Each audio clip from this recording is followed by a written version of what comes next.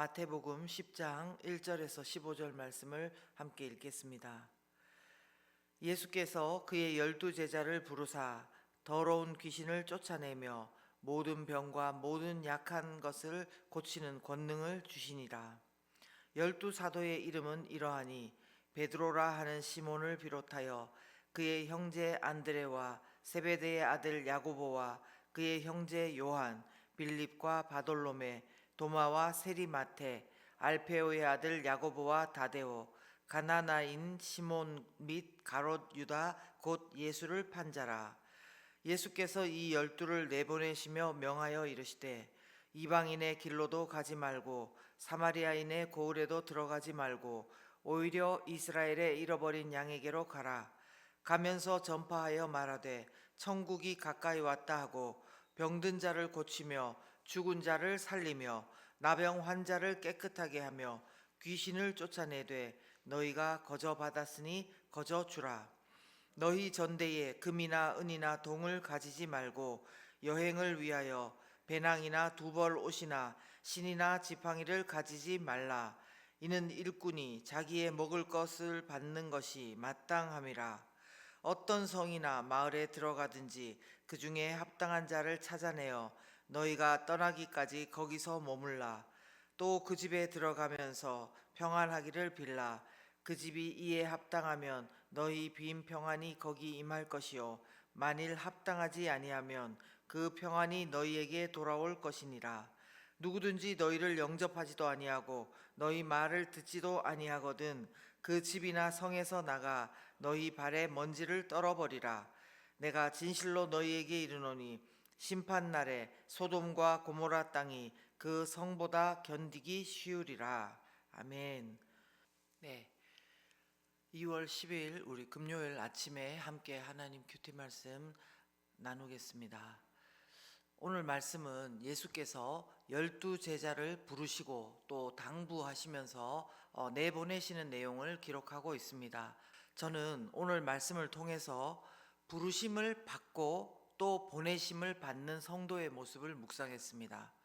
부르심을 받고 보내심을 받는 성도. 1절과 2절과 5절 말씀을 통해서인데요. 먼저 1절 말씀은 이렇습니다. 예수께서 그의 12제자를 부르사. 예수께서 12제자를 부르셨다. 그 말씀입니다. 또한 예수님은 이 12제자를요 2절 말씀에 보면 12사도라고 표현하고 있습니다. 무슨 말입니까? 이 12명은 부르심을 받아 예수님을 따르는 자일 뿐만 아니라요 사도라는 말씀입니다. 사도. 이 사도는 무엇이냐면요 헬라어는 많이 들어보셨을 텐데 아포스톨론이라고 그래서 보냄을 받은 자라는 뜻입니다. 이 단어는 마태복음에서는 여기만 나오는 단어로요. 즉 무슨 말이냐면 예수님이 부르신 12명의 제자는 부름받은 자인 것과 동시에 세상으로 보냄을 받은 사도다라는 것입니다. 이것이 바로 제자의 정체성이라는 것입니다. 부르시는 것과 또 보내심을 받는 것은 별도의 이야기가 아니라는 것입니다. 이제 또 5절 말씀도 보십니다. 5절 말씀 보시면 예수께서 이 12를 뭐 하시며요? 내보내시며 명하여 이르시되. 아멘. 그냥 예수님을 따라다니도록만 두시지 않고 예수님은 제자들을 사도로 내보내셨다는 말씀입니다. 그러므로 주님께 부르심을 받는다는 것은 결국 내보내심을 받는다는 것입니다.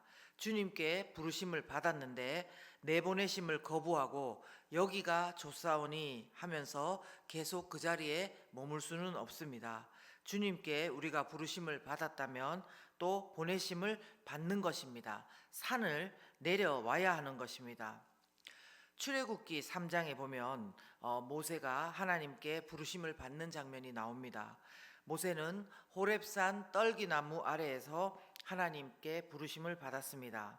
그런데 그 부르신 이유는요, 애굽에 있는 이스라엘 백성들에게 보내시기 위함이었습니다. 그렇죠? 고통 가운데 부르짖고 있는 당신의 백성들을 노예에서 건지시고 인도에 내시기 위해서 모세를 부르셨고 그 산을 내려가서 애굽으로 가서 이스라엘 백성에게 가도록 모세를 보내신 것입니다. 이처럼 주님의 부르심을 받으면 보내심을 받는 것이 하나님 나라의 원리입니다. 그러나 이처럼 하나님께 부르심을 받는 자가 보내심을 받는 것은 12제자들과 모세만의 이야기는 아닙니다. 우리가 처음 예수님을 만났을 때를 한번 떠올려 보시기 바랍니다. 어두운 삶의 현실 속에서 어떻게 주님이 나를 만나 주셨는지 기억해 보시면 좋겠습니다. 혼란과 어두움 속에서 주님이 나를 불러주셨던 것이 얼마나 우리에게 좋고 감사했습니까? 요한 1서 4장 19절은 이렇게 말씀해 줍니다. 우리가 사랑함은 그가 먼저 우리를 사랑하심이라. 아멘이십니까? 우리가 사랑하는 것이 먼저가 아니라요, 그가 먼저 우리를 사랑하시기 때문에 우리가 사랑한다는 것입니다. 그렇습니다. 주님께서 우리를 선택을 해주신 것이고 주님께서 우리를 먼저 사랑하신 것입니다. 나도 나를 사랑을 못하는데 주님이 먼저 나를 사랑해 주셨다는 것입니다.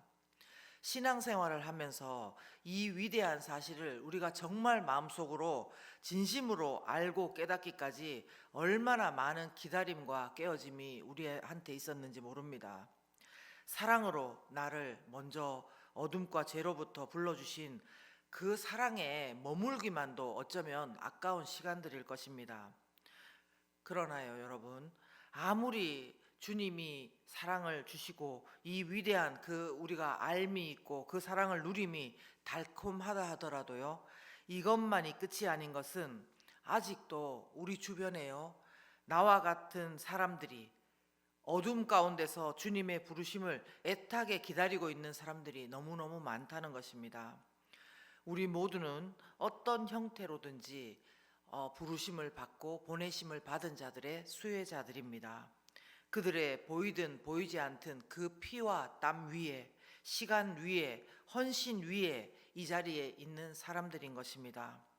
그러므로 지금 내가 살고 있는 삶의 자리가 비록 버겁고 너무 힘들게 느껴지실 수도 있겠지만 그럼에도 불구하고 이 자리는 나를 부르신 주님께서 나를 믿으시고 그들을 위해서 나를 보내주신 자리일 것입니다. 우리가 나의 연약함, 무능에 매이지 말고요, 또한 어떤 사람들의 강함과 압박에도 눌리지 말고요, 부르심을 받고 보내심을 받는 성도, 이 정체성을 오늘도 주 안에서 기억하고 또 소중하게 정말로 귀하게 여기며 살아갈 수 있기를, 저와 여러분 모두가 그런 사람이 되기를 예수님 이름으로 축원합니다. 네, 그래서 또한 저는 오늘 말씀을 통해서요, 주시는 하나님, 공급하시는 주님을 묵상했습니다. 9절은요 1절 후반절인데요, 1절 후반절에 보시면 권능을 주시니라, 주시는 하나님입니다. 그리고 8절에 보시면요, 후반절에 보시면 너희가 거저받았으니 거저주라, 거저받았으니 거저주라. 얼마를 받고 받은 것이 아니라 거저받았으니 거저주라, 이렇게 주시는 하나님이심을 말씀하고 있습니다. 하나님은요, 모세도 그냥 보내시지 않으셨습니다. 하나님은 모세에게 능력도 주셨고요, 바로를 만나면 어떻게 말해야 할지도 가르쳐 주시고요, 바로의 반응이 어떤지도 가르쳐 주시고 그 다음에는 어떻게 해라까지 다 말씀해 주셨습니다. 그뿐만이 아닙니다. 나는 말을 못하는 자다고 하니까 대언자이고 동역자인 아론을 붙여주셨습니다. 하나님께서는 기도에 응답도 해주셨고요, 앞서 가시면서 구름 기둥과 불 기둥으로 모세와 이스라엘 백성들을 인도하셨습니다. 말하자면 끝도 없습니다. 이처럼 하나님은 당신께서 보내시는 당신의 사람들을 책임지시는 분입니다. 믿으십니까? 함께 가시는 분이십니다. 혼자 가라고 떠미시는 분이 아니시고 뒤에서 관망하면서 평가만 하고 계시는 분이 아닌 것입니다. 오늘 본문에서도 우리 주님은 그렇게 하셨습니다. 1절에 보시면요, 예수님은 12명의 제자 사도들에게 먼저 더러운 귀신을 쫓아내며 모든 병과 모든 약한 것을 고치는 권능을 주시니라. 아멘. 무엇을 주셨습니까? 예수님처럼 고치고 치유하실 수 있는 권능을 주셨다는 것입니다. 제자들에게 그냥 예수님 따라다니면서 보기만 하라가 아니라 예수님처럼 고치고 치유하실 수 있는 권능을 주셨다는 것입니다. 또 10절을 보면요, 여행을 위하여 배낭이나 두벌 옷이나 신이나 지팡이를 가지지 말라, 이렇게 말씀하고 있습니다. 예수님은 당시 사람들에게 먼 여행을 위해서는 당연히 필요한 것들, 배낭, 두벌 옷, 신이나 지팡이, 이런 것들을 가지지 말고요, 최소한의 것만을 가지고 가도록 말씀하십니다. 이 말씀은 무엇입니까? 당신이 보내시는 제자들은 당신이 어떤 방법을 통해서든 다른 사람을 통해서든 먹이신다는 것입니다. 일꾼을 보내시는 주님께서 함께 하시고 주시는 분이고 모든 것을 채우시고 인도하신다는 것입니다. 사랑하는 여러분, 저와 여러분 가운데 오늘 주시는 주님, 주시는 하나님이 허락하신 최소한의 것 외에 더 챙겨서, 내가 더 걱정돼서, 내가 더 챙겨서 오히려 하나님을 경험하지 못하게 하는 것들은 없습니까? 그리고 이런 삶의 자리로 보내신 하나님을 신뢰하지 못하고 함께 하시는 하나님, 주시는 하나님을 믿지 못하고 혼자서 이 모든 것을 공급해야 되고 혼자서 이 길을 어떻게 가나 낙담하고 계신 것은 없습니까? 그렇다면 이 시간 아침 말씀 묵상을 통해서 다시 환기하고 주시는 하나님, 부르셨으면 보내시는 하나님을 묵상하고 나아가며 환기하시는 모든 우리 성도님들 되시기를 예수 그리스도 이름으로 축원합니다. 네, 이 시간 함께 기도하겠습니다. 사랑하는 하나님 아버지, 우리 가운데 오늘도 불러주셨고 또 보내셨음을 다시 한번 기억합니다. 우리 가정, 또 우리의 직장, 우리의 교회, 하나님 불러주시고 보내주신 자리들이 있습니다.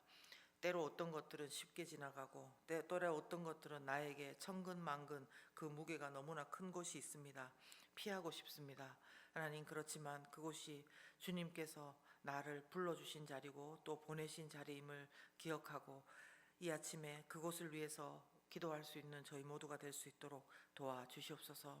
하나님, 내가 있는 것이 아니라 주님께서 보내신 자리임을 기억하게 도와주시고 주님의 공급하신 주시는 주님을 그곳 가운데서 부르며 기도하며 또 나아갈 수 있도록 도와주시옵소서. 우리의 힘으로는 감당할 수 없습니다.